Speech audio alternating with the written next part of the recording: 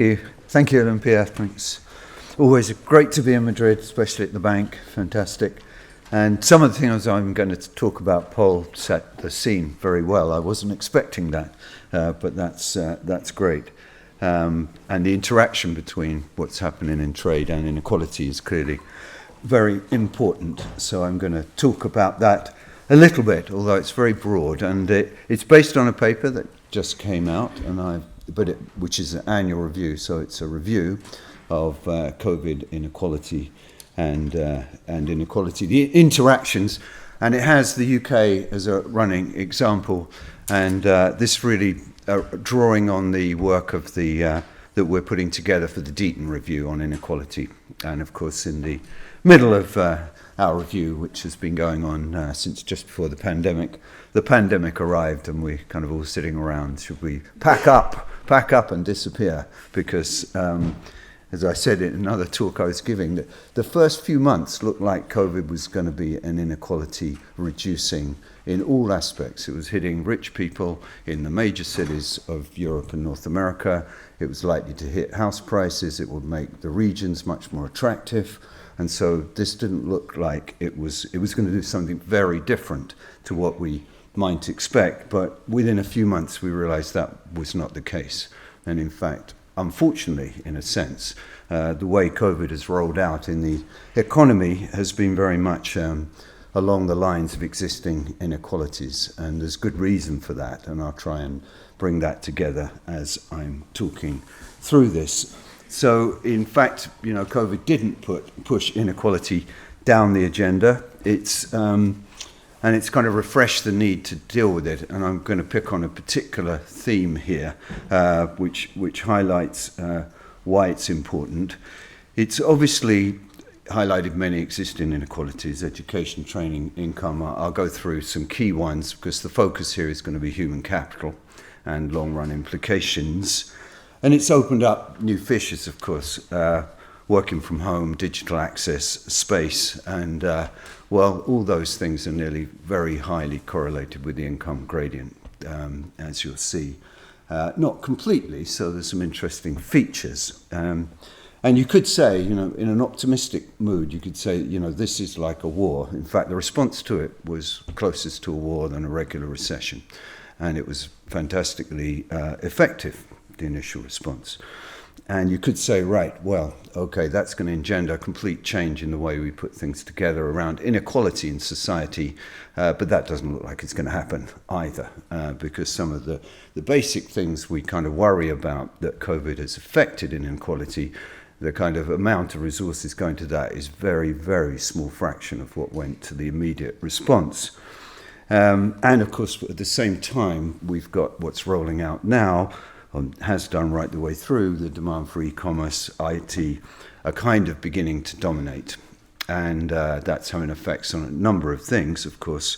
But one thing it's doing is causing an increase in education premium and the premium of working from home. Again, it's not, the educated doing less well, but overall that's the way it's going to look. What was incredible was the response. The response was, I'll give some figures on that because it's always good to see such an amazing policy response. And where automatic stabilizers were not working, which is typically the only thing we rely on with a few adjustments in recessions, a whole vast number of new policies were invented overnight. In the UK, we literally invented over about 3 weeks a whole set of hugely redistributive policies, which I'll talk about a little bit, but it happened everywhere. It happened here.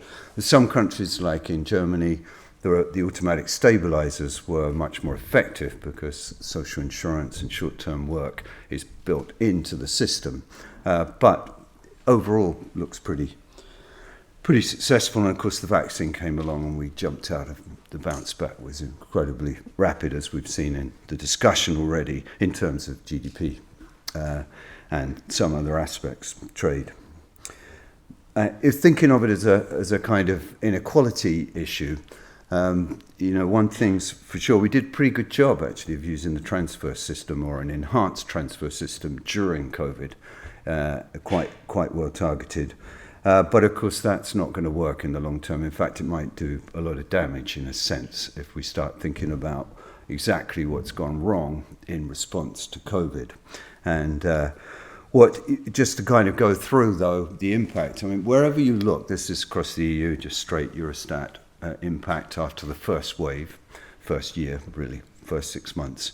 And wherever you look, the gradients there. The loss of income, this is before any taxes and transfers, is just bigger among low income to high income. Of course, there's variation, which we'll dig into, but broadly speaking, there's a strong gradient. If you then, which many people have done, this was one of the first studies using, of course, we were forced to start using real-time data, and we did, and more or less everything I'm going to describe is amazing. I mean, the effect on data access was phenomenal. So we suddenly got access to tax records and company records and welfare records on a real-time line, month by month. And so this data actually is put together by the PSE group, which shows this somewhat increase. There's just the Gini, which I must say I'm not a fan of. And as I often say, if Angus Deaton was in the audience, he would have already walked out because he won't allow the Gini to be discussed. A single measure that's not very good is not a great measure of inequality, but everybody uses it. So that's that. And what it shows indicatively, what we're going to see is that, to begin with, in some economies, at least by some measurements, it's not uniformly agreed, there was, to begin with, an increase in inequality, but it's relatively slight. You can see in Italy, actually was the rather larger one, according to this. Already in Germany, there was no response. In fact, overall, by the time we get into the second wave, we're at a position where the Gini has either stabilized or actually fallen. And the general view here is that, of course, incomes took a take. This is not the average staying the same. But overall, inequality, if anything, fell. I think it's the first recession where it's happened in such a dramatic way through policy response.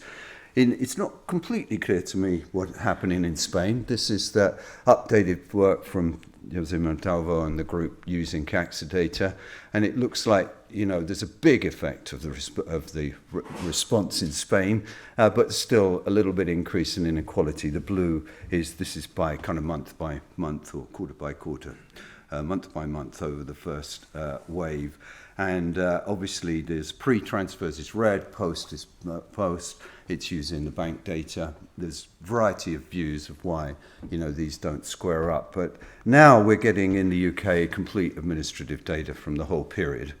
And it looks amazingly stronger redistribution than we first thought. So this is just looking at the percentiles. It's looking at what was going on. It's not quite the redistribution at the time. It's just looking at the previous period up to COVID, what was happening, which is largely an increase in the middle to top of the distribution over that post recession period. But then the recent period over the lockdown, there's just a whacking great increase of incomes at the bottom after disposable incomes. And how did that come about? Everywhere in the world, this was going on in different ways, which is going to be absolutely key when we start figuring out what's happened. But what I've done here is look at three groups that are very important here: employees, workers, the self-employed, workers too, but under a different label, and welfare recipients, some of which will be in work because, like in the US, welfare is very much conditional on work in the UK.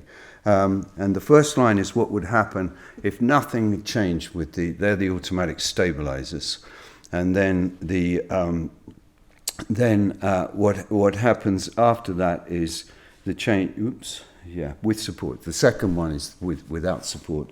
And then what happens with support. And you can see, among employees, because we have a very targeted redistributive system, actually rather like in the US in a way, but even more targeted this recession hit a lot of people in the lower middle, and they weren't covered at all. So we invented a new scheme. It's pretty effective, actually. So just to point out that the response was remarkable. And, we were certainly at IFS working with the Treasury, despite, not always agreeing with them, but there was a lot of rapid. It seems to have happened everywhere. And if you go across all countries in Europe, this is a nice piece by Stephanie in the Economic Policy, which kind of looks at the initial inequality, and I'm drawing a lot from Stephanie's work here. These are simulations largely. There's just a whole lot of things pointed out that, there could be extremely big increases in inequality without policy response, but overall it's really hard to find an increase in inequality, and this again looking at Gini. But of course, most policies have been temporary and nearly everywhere. The UK, all the policies are off now, and people are back on their own, as it were. And income also is a very narrow measure, and of course, as I said, Gini is a pretty hopeless measure of getting really what's going on under the hood. So what I want to do here is briefly look at the long-run implications. And the theme is, I kind of find quite interesting, because you've got a problem that's enhanced inequality, and I'm looking at the bottom here, really. Then you get a policy response that's completely replaced lost income. In some cases, in fact, even done better than that, but not replaced lost human capital. And so there's a kind of complacency that, we did fine, but under the hood, there's a huge amount of lost human capital, and that's why I thank Paul for pointing that out. That seems to be quite important, and we've been rather poor at allocating funds, partly because of the large debt that was run up during COVID, but also the recent crises that have happened since. But, they all kind of go back to where we were thinking before, prior to the pandemic.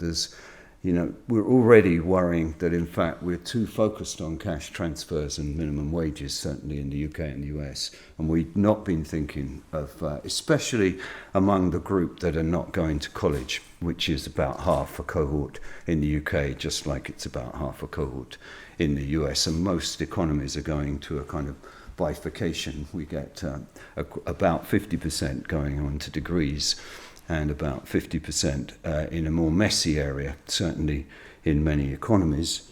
And we'd already worried about that parental inputs were varying significantly in terms of, even with the equalizer of education, parental inputs were very important in long-term outcomes.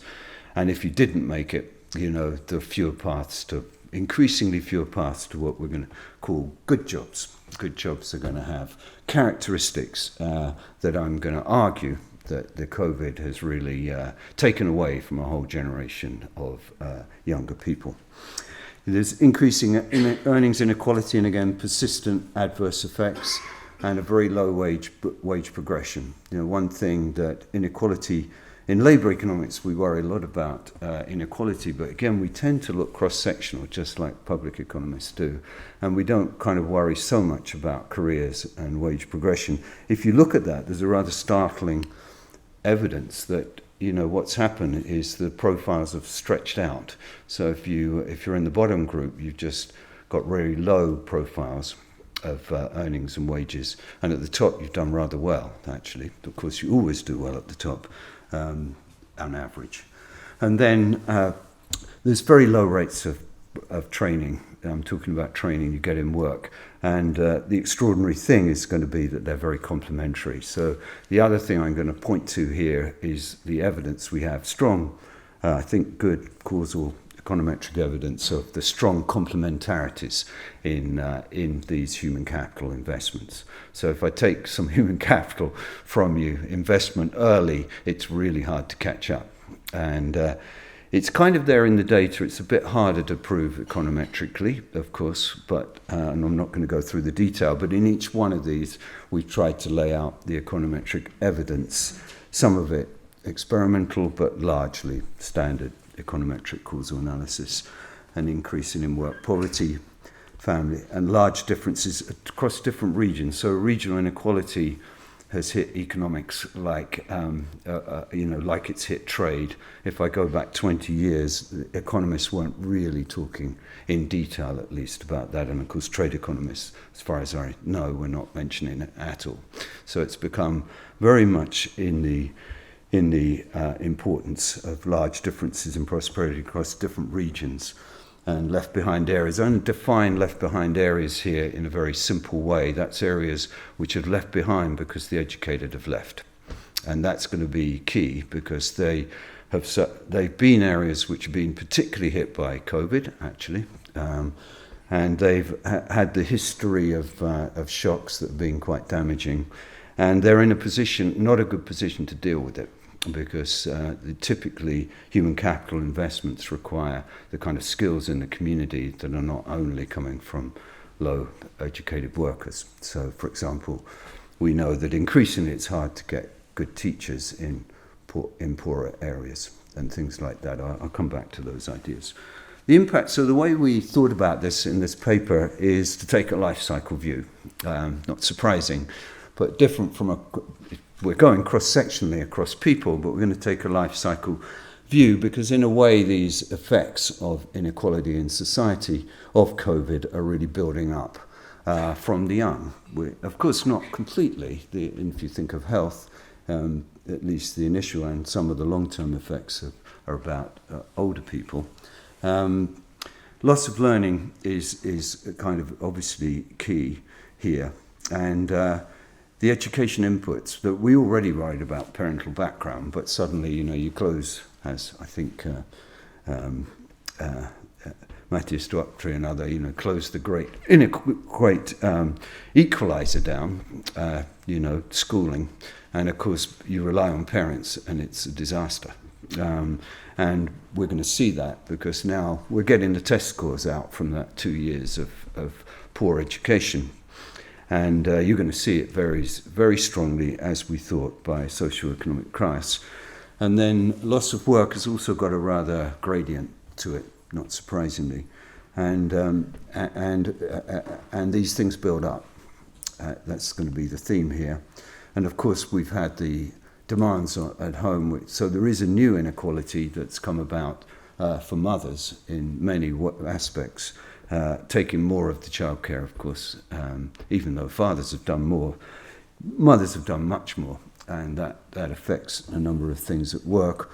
It's possible, it'd be interesting to hear the debate on working from home, that working from home is biased towards women, and that's a point that Nick Bloom's been making recently. But isolation in terms of, if we think, if you're used to welfare to work and redistribution and inequality, that the key group is young mothers, low-educated young mothers, really. And because you worry about the children, and you worry about access to daycare, you worry about the jobs and profiles. And if you look at mental health, that's the group which went up a lot, and it's remained quite high as a problem. And we'll look at that a little bit. And then gaps in the social safety net, suddenly we get these gaps. We filled them, and then we take them away. And so the idea here is we need to rethink what we're doing there in the light of these challenges from COVID. And that's what I talk about. There's obviously effects on wealth inequalities, which, of course, are both generational. And if you held assets, especially if you were in the US and you had your pension in the US stock market, and you held a house with space in it, then you've done extremely well. And of course, that's something that's very interrelated. So just to run through, what we take is a lot of real-time data, and just looking at loss of learning. I'm going to run through them very quickly because I'm already running out of time, I will. So if you look at daily time, the gradient, if you look at the additional time you were getting on online classes, schoolwork, private tutor, other education, most of them have a very strong gradient, and you can now get very detailed data we're collecting all the way through. We ran a real-time data series with the Institute for Education, but there are other series just like this. I could show you the same, I think, for Spain. And similarly, even when schools opened up, of course, opening up didn't really mean there was no COVID effect, because what happened was teachers were ill or kids were ill, and so a lot of time was spent at home, actually. And that, again, had even more of a gradient for some groups, because schools were quite well equipped or better equipped when lockdown happened, when they were doing it in an arbitrary way, which was hitting lower SES groups much more, they weren't very good at providing classes, and that's that thing. If you look at mean attainment loss, these are the first set that came out from 2020. I'm just looking at linked schools. So schools with more deprived students generally had a bigger drop. By the way, attainment in these groups, I haven't seen a statistic which doesn't show a drop in attainment right across the board, even for rich kids. But it's particularly poor for low kids, so that's something to note. And there's work by Raj Chetty and others showing similar dips in the and nice work by Fuchs on Germany as well. And the key thing, another kind of key thing that is kind of obvious when you think about it, we were talking about it earlier, that there were two strategies. One is to keep people with an employment link, and that was the British strategy. The US strategy was to let people go and provide unemployment insurance. But both strategies had the problem that the key way that young people who are not at university make it up the career profile is by job mobility and work-related training. They're the two things. Apprenticeships just closed down because good apprenticeships are work-based, and they just stopped happening. So there's kind of, in fact, for the young guys who are the ones not going on the university route, there's kind of a 70% drop in apprenticeships in this period in the UK, and similar things like that. And if you look across, once you start doing this, so the way we do it is unemployment wasn't really increased very much, particularly because the link was kept with firms, which can affect long-term effects through the lack of mobility. So what you look at is people who keep an employment contract but work 0 hours for a long period.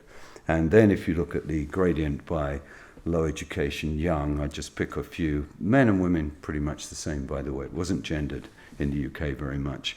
But the low education groups, you get there a much bigger effect, and the young a much bigger effect, a little bit more on the old. But that's kind of the loss there. And you can see it, there's lots of statistics I give you about, there's a lot of people keeping their employment contracts but doing nothing at all, and for long periods. And once you realize the importance of work experience and human capital on the job, that's a big loss. I kind of do these things which look at the complementarity. It is true at the bottom, there isn't much wage progression. If you come out of school with nothing, and there's not much to lose, actually, there's a bit to lose, but not a huge amount. The middle group always has more to lose. They don't go to university, but they get through high school. They do quite well. That's the middle profiles. The green is men always doing much better than women. And you can see the gender gap opening at about the time kids arrive.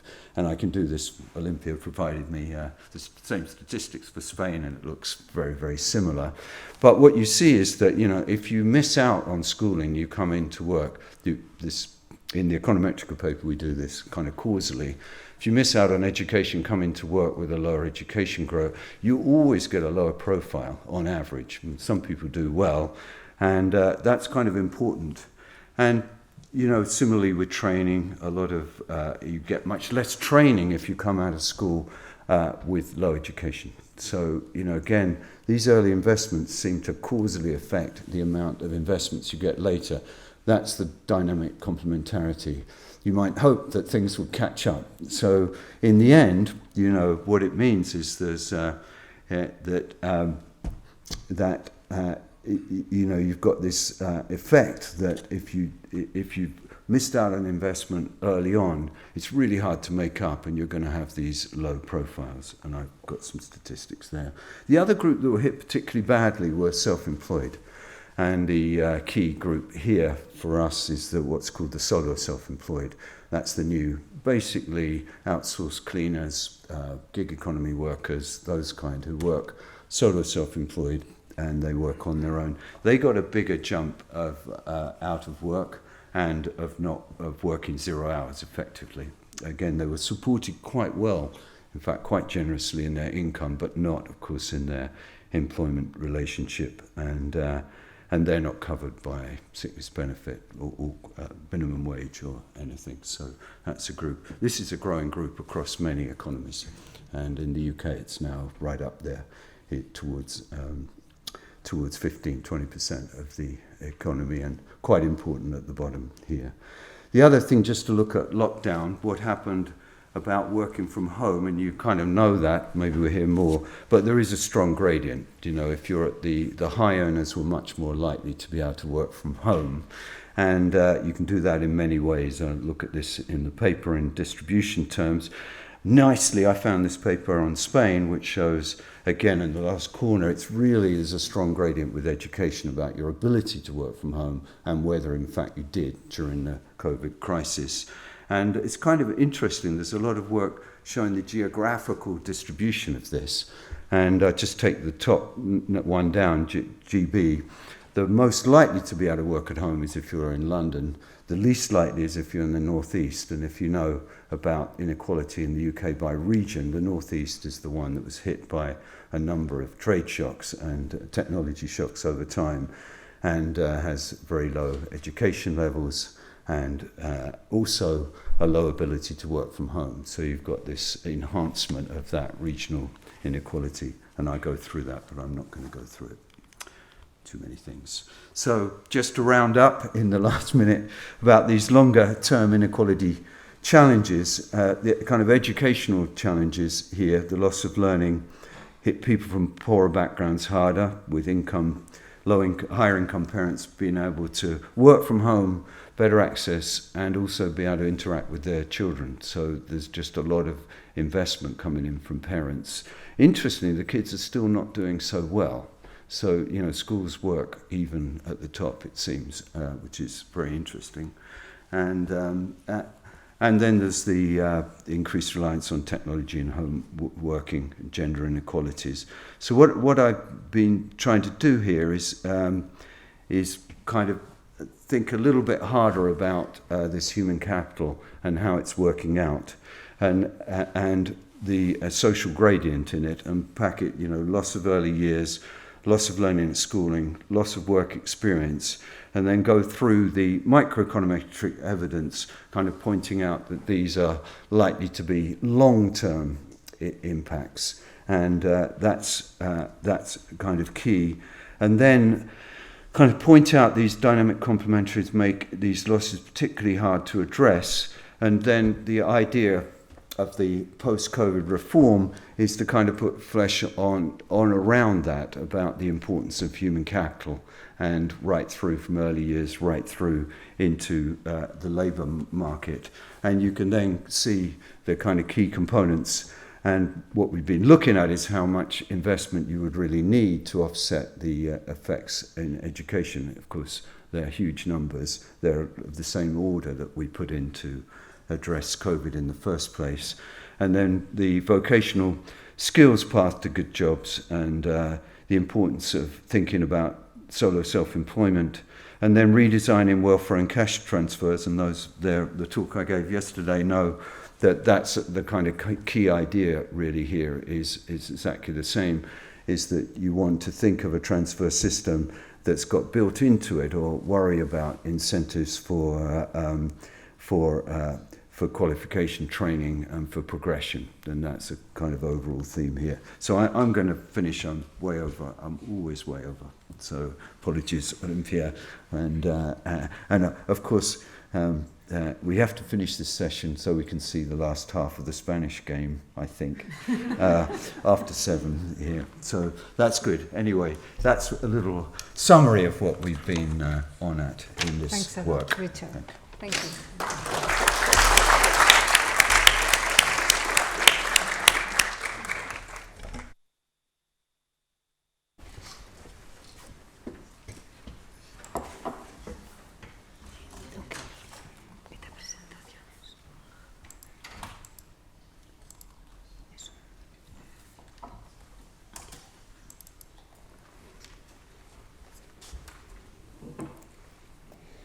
Okay, thank you very much everyone for staying, and thank you, Richard, for a great presentation. So since previous speakers have been astrologists, Marxists, political scientists, I'm going to take the license and become a political activist for tonight.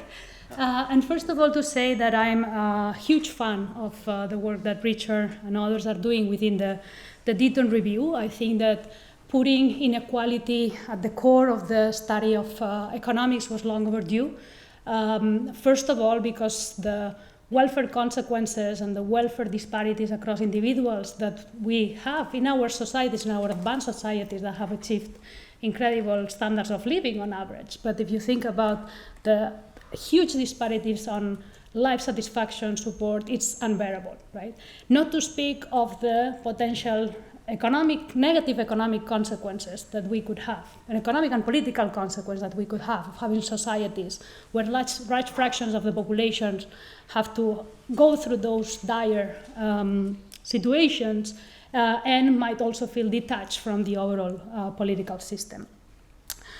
So, but I wanted to focus my intervention on picking up on a few things that I think deserve further consideration. So first, would be to push back a little bit on this idea that inequality has been going down through after COVID in most societies. I'm going to focus a little bit in the case of Spain. So here you have the graph from the Gini coefficient according to the best data that we have. In the sense, this comes from the Encuesta de Condiciones de Vida, the ones that is coordinated with EU Silk. And so far, the data that we have from this survey suggests that inequality increased in the 2020s.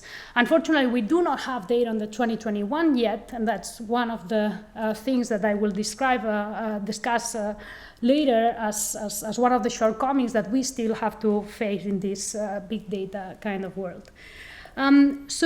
There is also this table from the work of Stancheva, which also suggests that inequality after taxes has been going down. But I think we should take this a little bit with a grain of salt. Many of these were from early studies. Some of them were using simulations of policies under the assumption that these policies have worked with optimal implementations, and I'll return to this with the Spanish case, because perhaps that's a little bit of a stretch of an assumption. And second, some of the work that has been coming from online surveys in terms of asking individuals about their income levels. One of them is Clark, and this study, for instance, focuses or covers the case of Spain.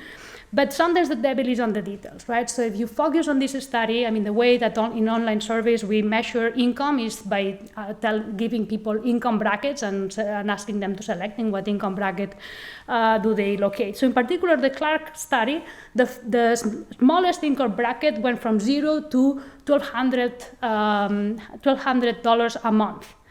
60% of the Spanish population would be on that smallest possible income bracket. So by construction, the data collection is not well suited to measure any movement in income below the 60%, right? So I guess that this suggests that perhaps we should be patient and wait for the official statistics from EU Silk and so on. But still, I think that this deserves further consideration. So, but even if we think that inequality after taxes has gone down, there will be still the question of whether that's the relevant metric that we should think about and whether we should be fully satisfied with that, right? And this takes us to an old debate on whether we should be thinking about measuring poverty or measuring inequality, right? So this also comes from the Spanish case, from the Encuesta de Condiciones de Vida, and these measures you could perhaps, is showing the fraction of people that have a number of carencias, or that are missing important or cannot afford important aspects, right? And here you could see the evolution of the fraction of people that cannot heat their home, are late payments, cannot afford a computer, and cannot afford meat and fish every other day. So this is my second part of the political activist. We live in a country in which 5% of people cannot afford to buy fish or meat every other day, right? So imagine you have the 100 families you know, and think 5 of them cannot buy fish and meat for their kids. So let that number sink, right? So then I guess that this again brings us back to the debate of whether we should focus on absolute versus relative measures of poverty, right? The European Union and many advanced economies at a certain point started favoring relative measures of poverty, right? So the way that we have been measuring poverty for the most part of the last 20 decades is with this, 20 years is with this type of measure, right? At poverty are people that are 60% below the median, right? It's a measure that it's relative, but of course we should think whether that's a good measure to trace necessities, basic necessities, over shocks and over periods of time. Because strange things happen with this measure, right? This is the graph of the evolution of this measure of poverty in relative terms. And what I highlight in blue is what happened at the bottom of the worst part of the Great Recession in Spain, 2013. At the same time in which the New York Times was featuring this article describing hunger and in Spain, the official statistic of poverty fell down, right? And this makes no sense, right? Essentially what happened in that period is that there was a huge compression of the median income, right, that dominated this effect, so you had fewer people below the 60% of the median, right? So this is, in a sense, this measure, because it's relative, it's much more of a measure of inequality than picking up the number or the share of people that are in need. And if you plot the Gini coefficient, actually it follows a very similar evolution. So what we're calling poverty oftentimes is actually measuring inequality. That's good, that's useful, but perhaps we should be careful in calling things what they measure. So now, as a comeback to this, now the European Union is favoring other types of measures that are this AROPE indicator at risk of poverty, which combines the measure that we just discussed with being materially deprived, meaning cannot afford 4 out of 9 essential items, and households low work intensity, right? So it seems that we're transitioning to a mixture between a relative and an absolute measure all blended together. So all that is to say that perhaps, I don't know if there is a scope for that, but perhaps I think that the IFS Dayton review would be a great setting to try to make, put some structure into this and to think about what measures would we want to measure both poverty and inequality, whether these would have to be the same measures if we're trying to think about what's the snapshot of reality versus what are the effects of shocks, of economic shocks such as COVID. And I think this is a debate that we need to, potentially economists need to take the leadership into suggesting putting some order in this house of measurement. The other point that I wanted to come back was this idea of how well policies have sheltered through the shock. Because oftentimes, again, from these micro simulations assume ideal policy settings. Perhaps they are not the strong assumptions for the UK or other countries, but in the case of Spain, that could lead to a very prediction that is different from what happened. So one of the main policies, as probably all of you know, that Spain put through the COVID-19 pandemic was the minimum income scheme that provides some extra cash assistance to individuals until they reach a minimum threshold. But if you look into the details of this policy, it seems that there is a non-take-up rate of 57%. So 57% of the people that are eligible for getting this policy have not applied and are not getting the money, right? So if you assume that they are getting that, of course this could have massive effects on the estimates of how inequality has evolved. And even furthermore, even beyond poverty and inequality, there is some aspect that perhaps is missing on all these aspects, which is how much these policies are also insuring individuals their income profiles. As we know from the work from Manolo, Stefan, Laura, Nicole, and Siki, the poor suffer incredible levels of income risk, right? That suggests that they have income processes that are very volatile, right? So it's not the same when thinking about the welfare of these individuals to think about a policy that gave them a big pot of money on December of one year, or whether they spread and insure these individuals throughout the year, right? So in a sense, these details on the policy design matter for the well-being of these individuals, individuals, and somehow we should think about how our measures of inequality and vulnerabilities are adjusting or capturing this important part of reality. So I guess that the bottom line of all these points, and where I think that the IFS Litton review would be great, would be to try to think about what data, do we have the right data and the right measures to measure necessities that might come up from a shock? And if that's not there, and that's at least my sense of what happened with the Spanish case, if that's not there, what would we need? Is the bank data from banks enough? Is that capturing informal incomes? Because I think that all these things would be critical to design the right policies to really shield individuals through shocks. And just through topics that I think it would be great if, Richard, you could also share with us your views. I think that, as we highlighted in the previous discussion, the effects of the energy transition and compensating policies with the poor and how this affects inequality is something that we should be thinking more closely.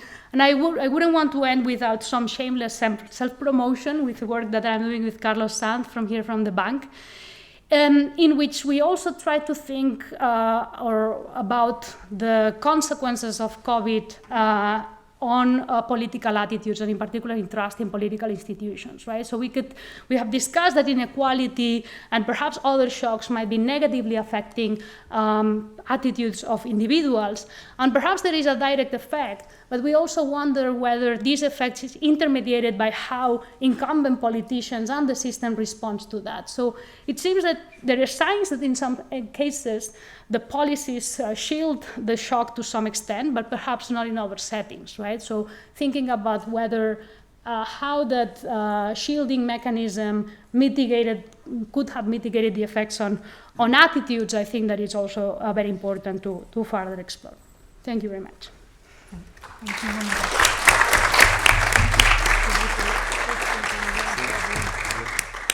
Okay, we collect a few questions and then we leave 5 or a bit more. Carlos and Paul. And then Luis. There's a mic. Thank you, Richard. I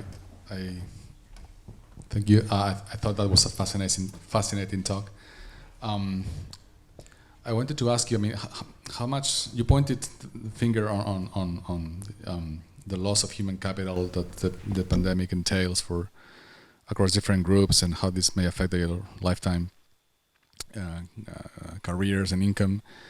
How much hope is there for policies to actually recover that lost human capital? I mean, if I think of a kid that was 2 years old during the pandemic, those hours of preschool are not coming back. They are lost forever. And the same goes to a lesser extent, I guess, on actual formal schooling, right? There was schooling, only, of course, the quality of schooling is much worse when you do it from home than when you are in the classroom, right? That's gone forever. That's not coming back. How much is there? How much bygones are bygones when it comes to recovering that lost human capital? I don't know.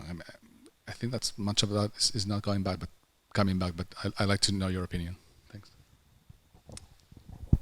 Thanks. Really enjoyed your talk, Richard. That was really fascinating. So many different areas that you looked at. I just wondered if I could ask 2 further questions, whether you had any evidence on something that we know during COVID, a lot of people left the workforce. Is there any inequality there? More people exposed to sickness and caring responsibilities as opposed to, say, early retirement, that sort of thing. And thinking about one of the things that you mentioned about training and development, with more people working from home, although we've not had a separation of employers and employees, we've had a separation of experienced staff from younger people. And I just wonder how that affects training and progression and career development. Thank you very much for the presentation. This is something about the measuring that Richard commented and Monica reinforced in the presentation. Most of the work that presented rapid data about the inequality was done either in Spain or in the US by CETI, for example, with credit card data. And this poses some difficulties. It is that the bias of the sample. credit card data is a product for richer people, normally, at least in Spain, in general terms. This is one thing. The other thing is that the helps that receive it in Chetty World, for example, cash has died, and the checks in the US are also suffered dramatically. So I will reinforce to take care with these measures of the inequality, especially those who are coming only from the credit cards, because we are missing a lot of the equation there especially during the COVID. We have 3 more questions. Please be brief. Depending on the time, there will be a 4th.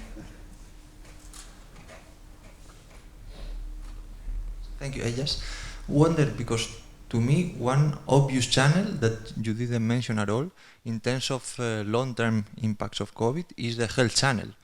So there is ample evidence that this COVID has long-term impacts on health, and I guess the incidence in early stages was higher in the case of poor households. So I wonder whether there is some evidence on this channel.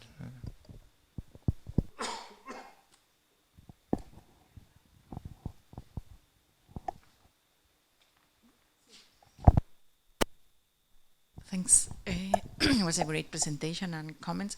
And I was thinking about this distinction between poverty and inequality, and I was saying, what should we focus on? I was wondering why not on both, because it looks to me that they are kind of slightly different, and it would be nice to have that distinction pointed out, and also. I understand that many of the long-term effects of COVID are not going. We don't have the data yet, isn't it? Because these issues about the loss of human capital will show up in mobility, and we were discussing these issues before. And but I don't know whether it's possible to capture something of this. Thank you.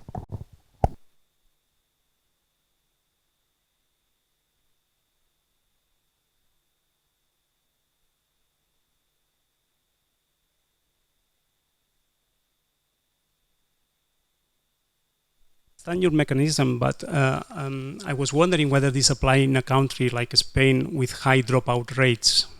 Because what we see basically here is that in every crisis we end up with less people going early to find jobs, and they basically stay during formation. So that's a mechanism that is important here at least. And my question was related, you show several wage age profiles, so whether you have any evidence on the flattening of these wage age profiles after COVID or during the last years, and whether this happened only in the lower part of the distribution of education or also in the upper part of the distribution. Thank you.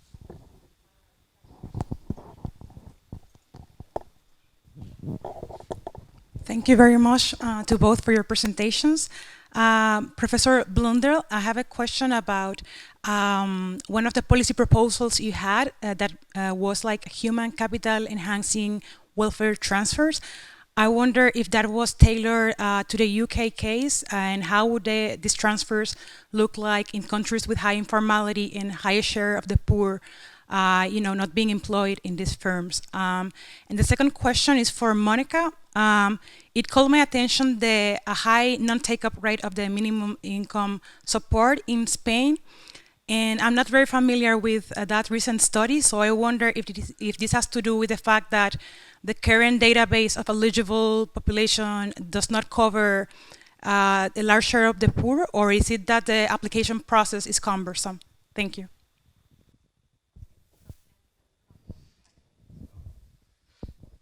Thank you. Thanks, Monica. Is that working? Yeah, great. Wow, that's a fantastic set of comments.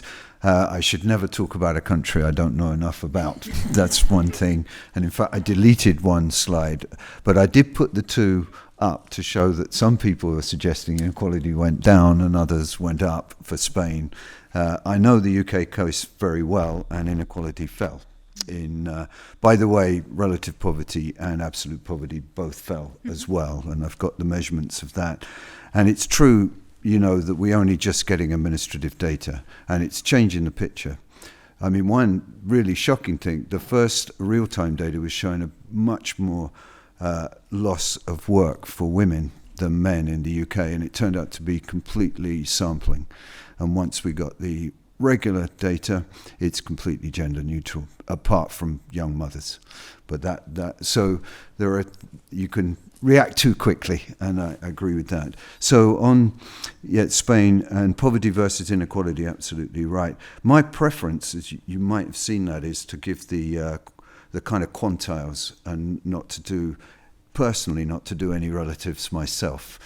Give people the distribution. It's probably sitting around Angus too much. The Gini just too much in it. And as you said, relative poverty isn't poverty at all. In some ways, it's about the lower half of the distribution inequality, P50, P10, or whatever. So I think that's all taken fantastic. So in the work, I would normally give the quantiles so you can figure out what's going on. And it's much more robust to measurement error and all those things. So that's the way I would go. We don't have a stance at the Deaton Review, but we certainly look at absolute and relative and use reliable data. So I do have colleagues who say, we're not going to talk about COVID till we get the administrative data through. But remember, we were designing with the Treasury the responses, and we had to do them in real time. So we were using real-time data, and I think they were quite successful. This is a great debate, and I'd love to get into it. We moved away from the kind of very sociological data on poverty, which tended to ask people what's their most important thing. And they kind of come up with bizarre things that are very much about fads, children's trainers, things like that. And so you get these indices they're like bundles of goods, where some real things do matter, food and that, but you get some oddball things which are clearly important, a perception of where you are in society and falling behind, but they're not, that's a different measurement. So I think there's a lot to be done there, and it's a great thing to do. You mentioned volatility. That's absolutely right. We design, in a way, the minimum income design in Spain is very poorly designed for volatility, as I discovered yesterday when I visited there, because it's a bit like the ITC. In America, you claim it a year later, really, and get it delivered. Most of the reforms during COVID that happened were very quick, rapid response reforms. And the British benefit system, it's got lots of problems, but it's very rapid response. So it more or less changes with your circumstances. And that's always got issues with it. But it's there to deal with the precariousness of incomes at the bottom. And so I think there are important design issues there. There's a whole chapter in the review looking at the US-UK and its ability to deal with precariousness at the bottom. So that's really important. I think the cross-country stuff is going to get really key. I forgot to mention, but we've been looking, there are some countries that did no lockdown, Sweden, and we're just getting the administrative data for Sweden, including all the test scores. There's hardly, much more limited lockdown. Norway, next door almost, did the most lockdown, one of the most lockdowns in Europe, and of course the US did a huge amount of lockdown. In fact, schools were closed more in the US than most of European countries. And so we're going to be able not just to look within country, but across country at some of these differences, which are important. The reason I mentioned that even when the school's not closed, it's still this gradient, because it's still true in Stockholm. Of course, if you got COVID or the teacher got COVID, you were right out of school. And so you still got, if the prevalence is a gradient, then you've still got this problem of kids at home. And so that's why I wanted to point out, it's not just about locking down schools, it's about what happens when you end up trying to learn at home as a child. But there's lots to do there. There was a few, the theme, I think I overdid that, but the theme was, we reacted very we reacted a lot. I think most of the things you mentioned are things that are wrong with the current welfare and cash transfer systems in the country, rather than the reaction to COVID. You know, we had to invent things, but many of the things, dealing with volatility, dealing with informality, those are things that are really key issues in the current for all economies, and that's that's important. But I get increasingly worried, as people know, that we tend to think a lot about transfers in this debate, but not about human capital. I just wanted to put them on the same. But there is a bit of optimism here. Not a lot of optimism, but optimism is that once you realise the loss of human capital is a key thing anyway, it's been a growing issue at the bottom. So the importance of poor parental inputs and poor schooling, poor preschool, that's bothered a lot. We've been working a lot on that, and what's really happened is that's just made that much more highlighted. And so there are, we kind of know what human capital investments do work, and it's rather, at each stage it's very different. But in the workplace, what we're learning, because we're now matching the kinds of skills workers have with firms, the worker-firm match is really important. And some of the things we do are very poor at dealing with that. The famous case is, we know that it's good to have workplace experience, so we give subsidies, and then we find people are working in warehouses, and there's no career profiles in warehouses. Where you get good career profiles in what we call good firms, which typically have a mix of skilled workers, unskilled workers, and for the low skilled, we're finding increasingly soft skills are very important. It's your ability to interact, to respond, to understand, and they're things we don't teach very well. And so that type of skill and type of match is where the optimism is, in even correcting for things that have gone wrong earlier. But, that's absolutely right. These things are very, very hard to fix. But that's the challenge, and it's just made this challenge more important.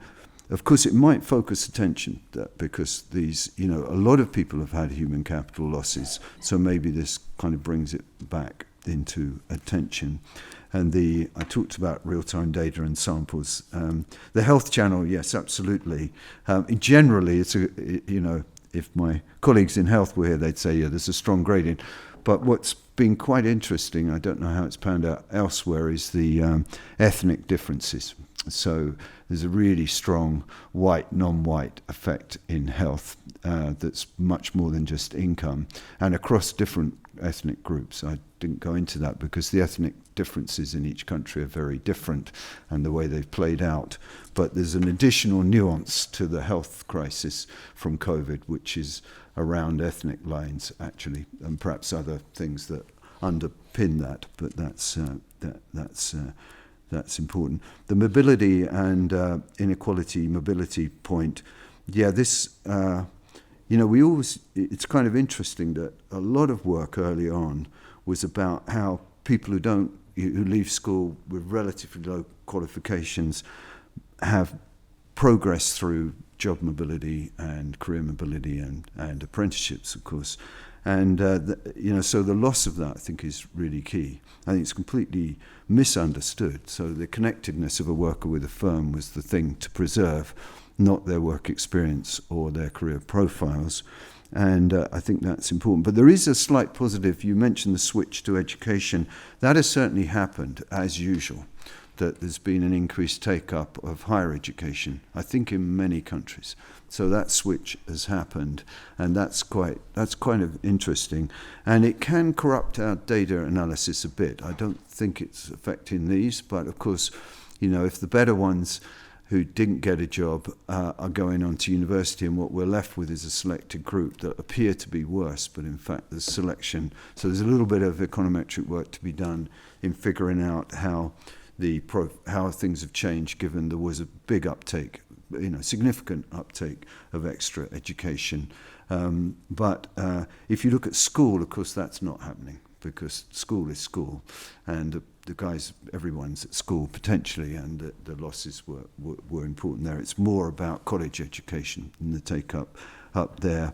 There is evidence of flattening profiles. All I can say is that looking across countries, if you look at more recent cohorts, they've had much more difficulty moving up the career ladder, especially if they haven't come from a good university, actually. And so we have evidence of the flattening career profiles, and it's about moving up the occupational ladder, and that seems to be happening. So I think I covered most things, but great. Thank you very much. Very much. Monica.